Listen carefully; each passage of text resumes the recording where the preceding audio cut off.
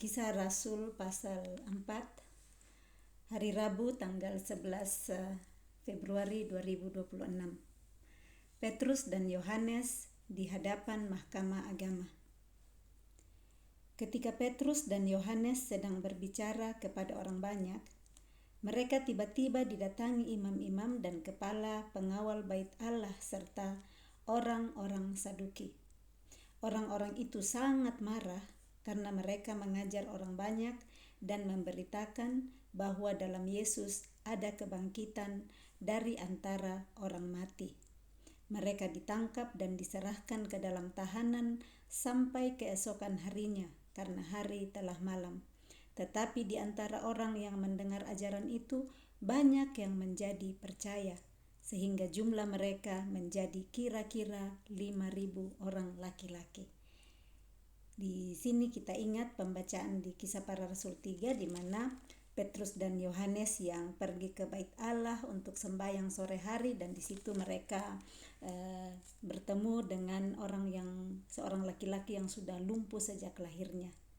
Nah, kita ingat bagaimana sesudahnya melalui Petrus dan Yohanes orang lumpuh sejak lahirnya itu sembuh. Dia langsung bisa melompat-lompat, berlari dan memuji Tuhan. Dia berjalan kian kemari memuji Tuhan dan dia terus mengikuti Petrus dan Yohanes. Nah, di situ Petrus dan Yohanes menyampaikan khotbahnya di Serambi Salomo. Nah, ini dilanjutkan di Kisah Para Rasul 4 bahwa ketika Petrus dan Yohanes sedang masih berbicara kepada orang banyak, nah datanglah ini tiba-tiba didatangi imam-imam dan kepala pengawal bait Allah serta orang-orang Saduki. Nah, kita tahu orang-orang Saduki adalah yang tidak mempercayai tentang kebangkitan. Nah, jadi mereka marah, sangat marah, bukan cuma marah biasa, ini dikatakan sangat marah karena Petrus dan Yohanes mengajar orang banyak dan memberitakan bahwa dalam Yesus ada kebangkitan dari antara orang mati. Mereka berusaha menahan Petrus dan Yohanes, ditangkap ke dalam tahanan karena sudah malam, tetapi tidak ada yang berlalu begitu saja firman Tuhan yang mereka sampaikan. Firman Tuhan yang disampaikan oleh Petrus dan Yohanes, di antara orang yang mendengar ajaran itu banyak yang menjadi percaya. Di sini dituliskan sehingga jumlah mereka menjadi kira-kira 5.000 orang laki-laki. Nah, belum terhitung perempuan dan mungkin juga ada anak-anak. Nah, sebelumnya waktu keturunan Roh Kudus, di situ juga Petrus sudah membaptis ya. Di situ murid-murid membaptis kurang lebih di situ ada 3.000 orang yang memberi diri untuk dibaptis, dan itu kita baca di Kisah Para Rasul 2 ayat 41, di mana di situ bertambah kira-kira 3.000 jiwa. Nah, ini setelah mereka melihat lagi Petrus dan Yohanes menyembuhkan orang yang lumpuh sejak lahirnya ini, dan mereka membagikan pengajaran tentang Yesus yang mati dan bangkit dari antara orang mati, bertambah lagi menjadi 5.000 orang laki-laki.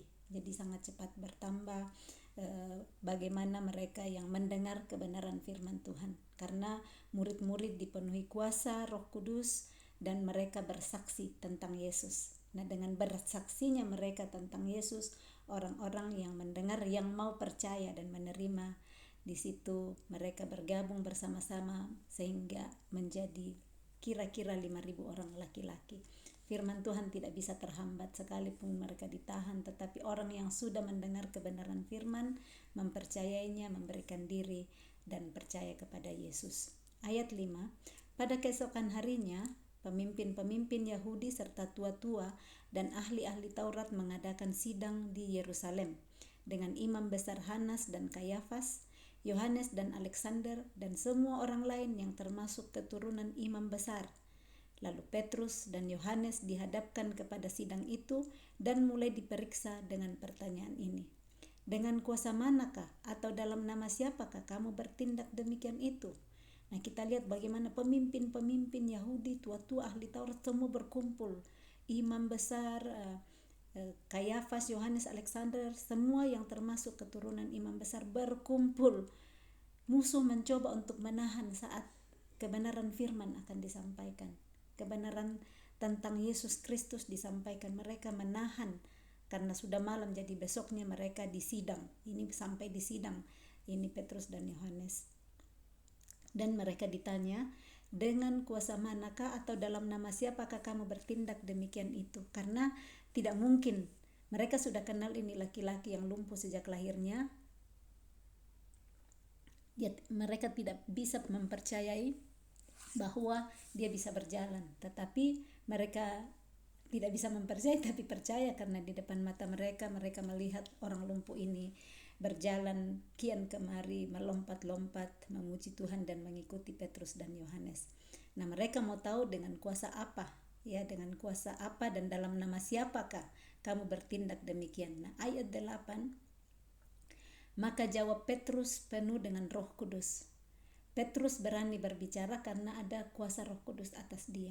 Nah, Roh Kudus di dalam kita menuntun untuk kita juga berani untuk berkata-kata kebenaran firman Tuhan, kebenaran yang sesungguhnya, karena mungkin saat ada yang mencoba untuk melencengkan kita dari kebenaran, kuasa Roh Kudus di dalam kita yang akan mengingatkan kebenarannya. Nah, dia berani berkata ayat 8, maka jawab Petrus penuh dengan Roh Kudus, hai pemimpin-pemimpin umat dan tua-tua. Jadi ini bukan orang sembarangan ini yang mereka hadapi, pemimpin umat, orang tua-tua, pemimpin di masyarakat. Nah, dia sampaikan, jika kami sekarang harus diperiksa karena suatu kebajikan. Ini mereka lakukan kebaikan tapi mereka dipaksa untuk ditahan, mereka diperiksa. Makanya Petrus menyampaikan ini, jika kami sekarang harus diperiksa karena suatu kebajikan kepada seorang sakit dan harus menerangkan dengan kuasa manakah orang itu disembuhkan, maka ketahuilah oleh kamu sekalian dan oleh seluruh umat Israel bahwa dalam nama Yesus Kristus, orang Nazaret yang telah kamu salibkan, tetapi yang telah dibangkitkan Allah dari antara orang mati, bahwa oleh karena Yesus itulah orang ini berdiri dengan sehat sekarang di depan kamu. Yesus adalah batu yang dibuang oleh tukang-tukang bangunan, yaitu kamu sendiri, namun ia telah menjadi batu penjuru. Nah, dia menyampaikan karena mereka tahu mereka lah yang menangkap Yesus, menyalibkan Yesus sampai Yesus mati. Tetapi di sini mereka berdiri bersaksi dengan kuasa Roh Kudus. Ini Petrus, ya, bukan Yohanes yang berbicara, tapi pastinya saling mendoakan, berdua saling menopang. Petrus berkata-kata bahwa dalam nama Yesus Kristus, orang Nazaret yang telah mereka salibkan itu, tetapi telah dibangkitkan Allah. Jadi gak tinggal terus mati di dalam kubur, tetapi dia dibangkitkan Allah dari antara orang mati. Dan oleh karena Yesus itulah orang yang lumpuh ini berdiri dengan sehat sekarang di depan kamu. Dan keselamatan tidak ada di dalam siapapun juga selain di dalam Dia, sebab di bawah kolong langit ini tidak ada nama lain yang diberikan kepada manusia yang olehnya kita dapat diselamatkan. Satu-satunya mereka bersaksi bahwa keselamatan tidak ada di dalam siapapun juga, tidak ada yang bisa memberi keselamatan di bawah kolong langit ini, ya, selain di dalam Dia, yaitu Yesus. Di bawah kolong langit ini tidak ada nama lain yang diberikan kepada manusia yang olehnya kita dapat diselamatkan. Ini pernyataan yang disampaikan oleh Petrus. Keselamatan satu-satunya hanya diberikan melalui Yesus Kristus. Hanya di dalam nama Yesus ada keselamatan. Kita bisa lihat dulu Filipi 2 untuk kita melihat bagaimana Tuhan memberikan kuasa itu kepada Yesus. Di Filipi 2 dari ayat yang ke-5, ya, saya bacakan dulu dari ayat yang ke-5 sampai ayat yang ke-11. Hendaklah kamu dalam hidupmu bersama menaruh pikiran dan perasaan yang terdapat juga dalam Kristus Yesus. Ini Kristus Yesus yang disaksikan oleh Petrus tadi di Kisah Para Rasul 4. Yang walaupun dalam rupa Allah tidak menganggap kesetaraan dengan Allah itu sebagai milik yang harus dipertahankan. Nah, Yesus sudah tidak mempertahankan itu di kehidupannya yang kita sudah baca sebelumnya, Matius, Markus Lukas, Yohanes, dia memberikan diri, mati dan disalibkan. Nah, ini yang dituliskan sesudahnya oleh Paulus dan Timotius kepada jemaat di Filipi. Nah, kita lanjut. Jadi yang walaupun dalam rupa Allah tidak menganggap kesetaraan dengan Allah itu sebagai milik yang harus dipertahankan, melainkan telah mengosongkan dirinya sendiri dan mengambil rupa seorang hamba dan menjadi sama dengan manusia. Dan dalam keadaan sebagai manusia, ia telah merendahkan dirinya dan taat sampai mati, bahkan sampai mati di kayu salib. Nah, ini yang disampaikan tadi oleh Petrus, bahwa dia telah disalibkan, dia mati karena dia taat. Yesus taat kepada perintah Elohim, kepada perintah Bapanya. Dan di sini dikatakan dia merendahkan dirinya dan taat sampai mati, bahkan sampai mati di kayu salib. Enggak mati di atas tempat tidur, tetapi dia disalibkan, matinya sangat menderita. Nah, ayat 9, itulah sebabnya Allah sangat meninggikan dia dan mengaruniakan kepadanya nama di atas segala nama. Ya, Yesus dikaruniakan oleh Allah nama di atas segala nama. Nah, nama inilah yang di Kisah Para Rasul 4 tadi dikatakan, ya, bahwa dan keselamatan tidak ada di dalam siapapun juga selain di dalam Dia, sebab di bawah kolong langit ini tidak ada nama lain yang diberikan kepada manusia yang olehnya kita dapat diselamatkan. Nah, kembali saya ulang di Filipi 2 ayat 9-nya sekarang, itulah sebabnya Allah sangat meninggikan dia dan mengaruniakan kepadanya nama di atas segala nama, supaya dalam nama Yesus bertekuk lutut segala yang ada di langit dan yang ada di atas bumi dan yang ada di bawah bumi, dan segala lidah mengaku Yesus Kristus adalah Tuhan bagi kemuliaan Allah Bapa. Dia yang berkuasa, satu-satunya nama yang sanggup untuk menyelamatkan semua yang ada di bawah kolong langit ini, nama Yesus. Ya, jadi kita bisa lihat bagaimana konfirmasi dari firman Tuhan yang disampaikan oleh Petrus di sini, bahwa di bawah kolong langit ini tidak ada nama lain yang diberikan kepada manusia selain Yesus yang olehnya kita dapat diselamatkan. Jadi kalau ada yang coba, oh ya nama lain, nama ini, firman Tuhan di Kisah Rasul 4 ayat 12 ini ada tertulis, dan Filipi 2 ayatnya yang ke-9 dan 10 di sini mengatakan hanya nama Yesus, ya. Jadi hanya nama Yesus, hanya nama Yesus yang memberikan kita keselamatan.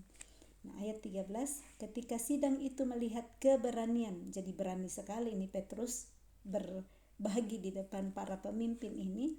Nah, sidang melihat keberanian Petrus dan Yohanes dan mengetahui bahwa keduanya orang biasa yang tidak terpelajar, ya, bukan pendeta, bukan imam-imam, mereka cuma sebelumnya sebagai nelayan, mereka bukan orang terpelajar yang enggak sempat kuliah, tetapi di sini mereka lihat bagaimana mereka berani, Petrus dan Yohanes ini, untuk berbicara, menyaksikan, bersaksi tentang Yesus, dan mereka tahu keduanya orang biasa yang tidak terpelajar. Heranlah mereka. Jadi mereka heran, bagaimana ini orang-orang yang tidak terpelajar, cuman nelayan untuk mereka, ya, enggak sekolah teologi, ya, semua, kok ini bisa berbicara dengan berani, bersaksi dengan berani. Kenapa? Karena mereka dipenuhi oleh Roh Kudus. Heranlah mereka, dan mereka mengenal keduanya sebagai pengikut Yesus. Jadi mereka tahu mereka pengikut Yesus. Pengikut Yesus, mereka melakukan sekarang seperti yang Yesus lakukan. Tetapi karena mereka melihat orang yang disembuhkan itu berdiri di samping kedua rasul itu, mereka tidak dapat mengatakan apa-apa untuk membantahnya. Mereka melihat yang tidak mungkin menjadi mungkin. Mereka melihat langsung berdiri ini di samping kedua rasul itu, laki-laki lumpuh sejak lahirnya yang sudah sembuh tadi. Dan setelah mereka menyuruh rasul-rasul itu meninggalkan ruang sidang, berundinglah mereka. Jadi setelahnya mereka tidak bisa berkata apa-apa lagi karena bukti ada di depan. Orang lumpuh ini ada di samping mereka, jadi disuruh keluar dari ruangan sidang. Nah, setelah disuruh meninggalkan ruang sidang, mereka berunding lagi nih. dan berkata ayat 16, tindakan apakah yang harus kita ambil terhadap orang ini? Sebab telah nyata kepada semua penduduk Yerusalem bahwa mereka telah mengadakan suatu mujizat yang menyolok dan kita tidak dapat menyangkalnya. Jadi mereka mau untuk menghalangi pekerjaan Tuhan melalui murid-murid Yesus, mujizat yang dilakukan oleh mereka. Dan mereka bilang sangat menyolok, kita lihat mujizat yang mereka lakukan. Dan kita tidak bisa menyangkal karena semua melihat bagaimana orang yang lumpuh sejak lahirnya itu bisa berjalan kembali. Tetapi supaya hal itu jangan makin luas tersiar di antara orang banyak, baiklah kita mengancam dan melarang mereka supaya mereka jangan berbicara lagi dengan siapapun dalam nama itu. Jadi mereka bersidang sendiri, mereka mengancam nih Petrus dan Yohanes supaya mereka tidak lagi berbicara dan menyatakan tentang nama Yesus di situ, karena mereka takut semua orang percaya nantinya. Jadi kembali ya, seperti waktu Yesus sebelumnya selalu dilarang oleh orang-orang Farisi, imam-imam kepala ahli Taurat, karena mereka seperti melihat Yesus saingan. Nah ini sekarang murid-murid yang mengerjakan mujizat karena sudah dipenuhi Roh Kudus, mereka mau melarang sekarang. Nah setelah mereka berunding ayat 18, dan setelah keduanya disuruh masuk, mereka suruh masuk kembali Petrus dan Yohanes. Mereka diperintahkan supaya sama sekali jangan berbicara atau mengajar lagi dalam nama Yesus. Karena mereka lihat nama Yesus itu penuh kuasa. Mereka mau untuk melarang Petrus dan Yohanes tidak mengajar lagi dalam nama Yesus.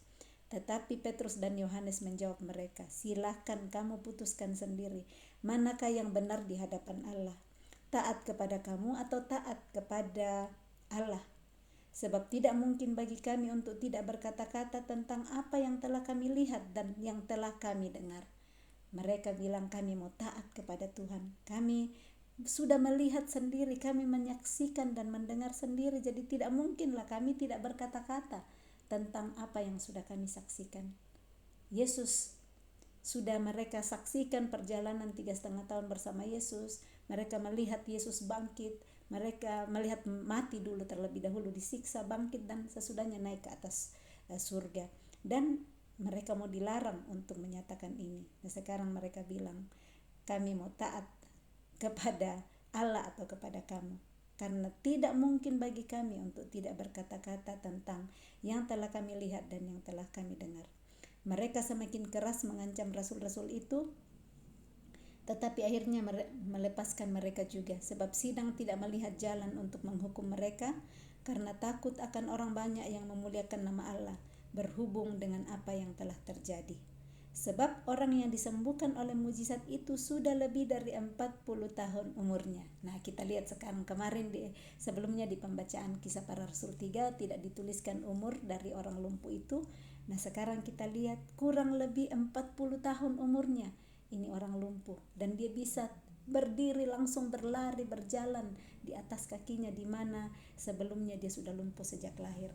Dan ini yang mereka diancam dengan keras untuk tidak menyampaikan berita tentang Yesus, tetapi rasul-rasul ini akhirnya dibebaskan karena sidang ini, pemimpin-pemimpin tadi tidak melihat jalan lain untuk menghukum mereka. Mereka juga takut kepada orang banyak yang memuliakan Allah, yang memilih untuk mengikuti mereka karena melihat keajaiban yang telah dilakukan oleh Tuhan melalui Petrus dan Yohanes, menyembuhkan orang yang lumpuh sejak lahirnya, di mana dia sudah berumur kurang lebih 40 tahun. Doa jemaat. Sesudah dilepaskan, pergilah Petrus dan Yohanes kepada teman-teman mereka. Lalu mereka menceritakan segala sesuatu yang dikatakan imam-imam kepala dan tua-tua kepada mereka. Jadi sesudahnya mereka langsung berkumpul dengan komunitas mereka, saling memberitahu apa yang terjadi. Mereka enggak simpan sendiri. Mereka katakan dan ceritakan kepada kepada teman-teman mereka, saudara-saudara yang seiman dalam Kristus. Dan ketika teman-teman mereka mendengar hal itu, berserulah mereka bersama-sama kepada Allah, katanya, "Ya Tuhan, Engkaulah yang menjadikan langit dan bumi, laut dan segala isinya." Jadi ini mereka mendengar apa kata Petrus dan Yohanes, Mereka semua bersama-sama, bersatu hati, berseru. Nah, berseru itu berdoa. Jadi berdoa. Seperti ini keadaan, kalau ada keadaan kita cerita kepada orang-orang yang kita percaya juga, yang kita tahu satu hati mempercayai Tuhan. Jangan pergi cerita ke orang lain yang mungkin malah tambah akan membuat iman kita goyah. Nah, ceritakan, Petrus dan Yohanes ceritakan kepada mereka-mereka, saudara-saudara mereka yang percaya kepada Yesus juga. Jadi semuanya sesudah itu bersama-sama berseru kepada Allah, berdoa bersama-sama. Nah, biasakan seperti itu kita membagikan mungkin keadaan kita yang butuh topangan doa kepada saudara seiman, dan sesudahnya berdoa bersama-sama. Ini dilakukan oleh murid-murid Yesus pada saat itu. Mereka berseru kepada Tuhan, ya Tuhan, Engkaulah yang menjadikan langit dan bumi, laut dan segala isinya, dan oleh Roh Kudus dengan perantaraan hamba-Mu Daud, Bapa kami, Engkau telah berfirman, mengapa rusuh bangsa-bangsa, mengapa suku-suku bangsa mereka-reka perkara yang sia-sia, raja-raja dunia bersiap-siap, dan para pembesar berkumpul untuk melawan Tuhan dan yang diurapinya. Sebab sesungguhnya telah berkumpul di dalam kota ini Herodes dan Pontius Pilatus beserta bangsa-bangsa dan suku-suku bangsa Israel melawan Yesus, hamba-Mu yang kudus yang Engkau urapi, untuk melaksanakan segala sesuatu yang telah Engkau tentukan dari semula oleh kuasa dan kehendak-Mu. Dan sekarang ya Tuhan, lihatlah bagaimana mereka mengancam kami, dan berikanlah kepada hamba-hamba-Mu keberanian untuk memberitakan firman-Mu. Ulurkanlah tangan-Mu untuk menyembuhkan orang, dan adakanlah tanda-tanda dan mujizat-mujizat oleh nama Yesus, hamba-Mu yang kudus. Dan ketika mereka sedang berdoa, goyanglah tempat mereka berkumpul itu, dan mereka semua penuh dengan Roh Kudus. Lalu mereka memberitakan firman Allah dengan berani. Wah, ini doa murid-murid yang bersatu hati setelah mendengar cerita Petrus dan Yohanes. Kita lihat bagaimana mereka berdoa. Mereka ceritakan kepada Tuhan, ya. Kadang kita bilang, saya tidak tahu berdoa, bagaimana mau berdoa. Tidak usah menyusun kata-kata, harus kata-kata yang kita mau bikin untuk indah-indah. Ini mereka cuma memperkatakan, memuji Tuhan. Engkau yang menjadikan langit dan bumi, laut dan segala isinya, dan oleh Roh Kudus-Mu melalui perantaraan hamba-Mu Daud, Bapa kami, Engkau berfirman. Mereka perkatakan firman saat berdoa. Nah, kita juga bisa memperkatakan firman saat berdoa. Kita berdoa bahwa di dalam nama Yesus, Dialah nama yang satu-satunya diberikan kepadanya, kepada semua orang di bumi ini akan diselamatkan. Kita memperkatakan firman saat kita berdoa. Nah, ini yang dilakukan oleh murid-murid Yesus. Mereka menceritakan, memberitahukan tentang Yesus, hambanya yang telah dipilih, yang diutus, diurapi, tetapi sesudahnya dikatakan bahwa mereka membunuh Dia, tetapi sekarang ada murid-muridnya yang melanjutkan pekerjaan yang Tuhan Yesus lakukan sebelumnya, dan mereka diancam. Mereka sampaikan kepada Tuhan, kami sekarang diancam. Bagaimana untuk kami stop untuk menceritakan tentang bersaksi tentang Yesus. Nah, berikanlah kepada hamba-hamba-Mu keberanian untuk memberitakan firman-Mu. Kita butuh keberanian daripada Tuhan untuk berani memberitakan firman-Nya. Murid-murid pun diancam saat itu. Nah, bagaimana kalau mungkin kita takut memberitakan firman kebenaran, kita berdoa, Tuhan berikan keberanian seperti yang Engkau sudah berikan kepada murid-murid-Mu. Karena sesudahnya kita lihat Tuhan menunjukkan kuasa-Nya, ada lagi ini goyang semua tempat seketika itu, dan mereka semua penuh dengan Roh Kudus. Dengan adanya Roh Kudus di dalam hati murid-murid, mereka berani memberitakan firman Allah. Jadi Roh Kudus yang akan menolong untuk memberanikan memberitakan firman Allah dan bersaksi tentang Dia. Cara hidup jemaat ayat 32, adapun kumpulan orang yang telah percaya itu, mereka sehati dan sejiwa, dan tidak seorang pun yang berkata bahwa sesuatu dari kepunyaannya adalah miliknya sendiri, tetapi segala sesuatu adalah kepunyaan mereka bersama. Mereka sehati dan sejiwa, mereka satu hati, tidak saling iri satu dengan yang lain, tidak saling membanding-bandingkan, tetapi mereka sehati dan sejiwa. Bahkan dikatakan kepunyaan mereka tidak dikatakan oh ini milikku sendiri, tetapi segala sesuatu adalah kepunyaan mereka bersama. Mereka satu hati.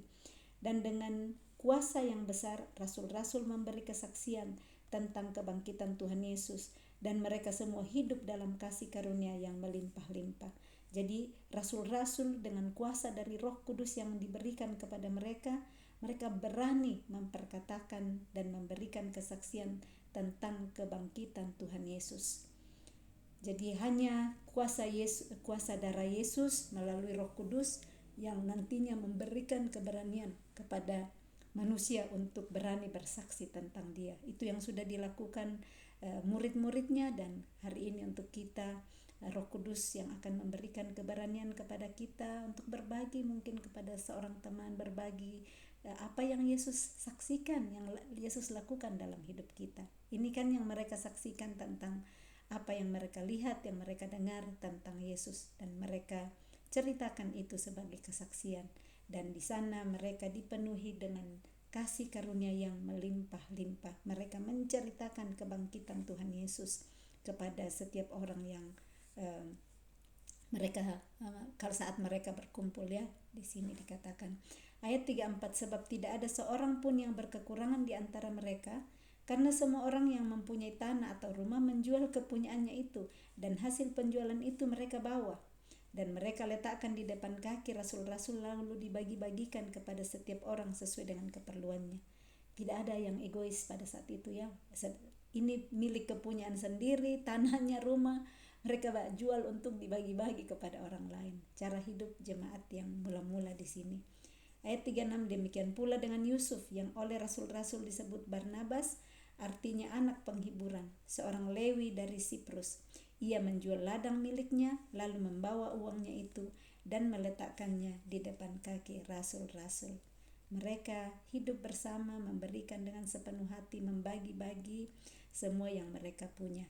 Nah, dalam hidup kita hari ini ya, tidak seperti cara itu, ya. Jangan sampai nanti dengar, oh ya jual semua, saya mau suruh pulang ke beritahu langsung suami saya jual semua seperti yang saya baca hari ini. Nah, kita bisa lihat konteks yang berbeda. Yang utama bagaimana kita benar-benar percaya hari ini, percaya bahwa juru selamat, keselamatan satu-satunya hanya di dalam nama Yesus. Saat kita mau mempercayai Dia, hanya Dia, tidak ada satu pun di bawah kolong langit ini, tidak ada nama lain yang diberikan kepada manusia yang olehnya kita dapat diselamatkan. Keselamatan tidak ada di dalam siapapun juga selain di dalam nama Dia. Nah, di bawah kolong langit ini kita tahu kita ada di bawah kolong langit, satu-satunya nama yang kepadanya diberikan kuasa untuk kita dapat selamat adalah hanya di dalam nama Yesus Kristus. Nama Yesus Kristus. Di dalam nama Yesus bertekuk lutut segala yang ada di langit dan yang ada di atas bumi dan yang ada di bawah bumi, dan segala lidah mengaku Yesus Kristus adalah Tuhan, bagi kemuliaan Allah Bapa. Amin. Salam kasih, Tuhan Yesus memberkati. Shalom.